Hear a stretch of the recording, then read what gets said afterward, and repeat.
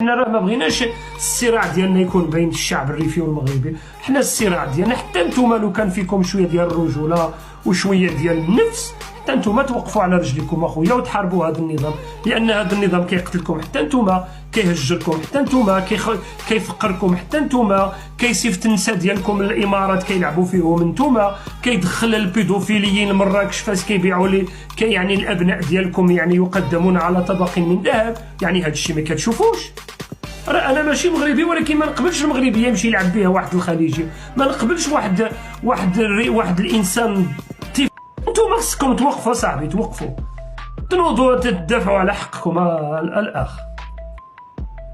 نوض صاحبي، نوض وقف، عوضا تجي تسب يوبا ولا تسب الناس ديال الريف اللي بغاو يعيشوا احرار، ماشي ما انت محشومه، انت خصك تنوض صاحبي، تكون رجل. هذا دابا هذا النظام شنو ربحتي انت من النظام المغربي؟ شنو ديتي منه؟ شنو عطي لي غير واحد الحاجه.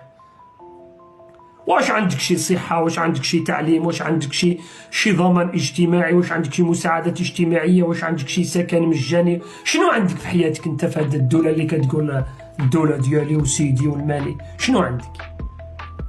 ما عندك حتى حاجه.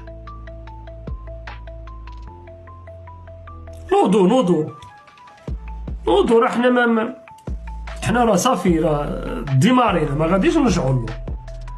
واش في نظرك مازال نرجعوا نقولوا حنا مغاربه؟ راه ما فيها بو مغربيه، نقولها لك الصراحه ما كاينش. الموتور يعني الديمارا مشينا دابا، وصلنا بزاف، والمخزن خصو يوجد راسو، وانتوما خصكم تختاروا، والا بغيتوا تكونوا احرار انضموا الينا باش نتعاونوا نقضيو على هذيك العصابه. الا بغيتوا تعيشوا عبيد اخويا، الله يجيب لكم، الله يوفقكم في العبوديه ديالكم، الله غالب. ولكن حنا راه الناس ديال الريف يعني حسموا الامر محسوم، حنا قررنا ولا رجعه في هذا القرار. حنا راه الامور لا نقاش ولا جدال، ما كاين لا رجوع لا استسلام، الى الامام. وهذه الحرب اللي بديناه مع محمد العلوي غادي نكملوه مع ولد سلمى البناني، ما كاينش الوقوف الى جهنم الحرب. ضحكتوا على الجدود ديالنا، ماشي مشكل،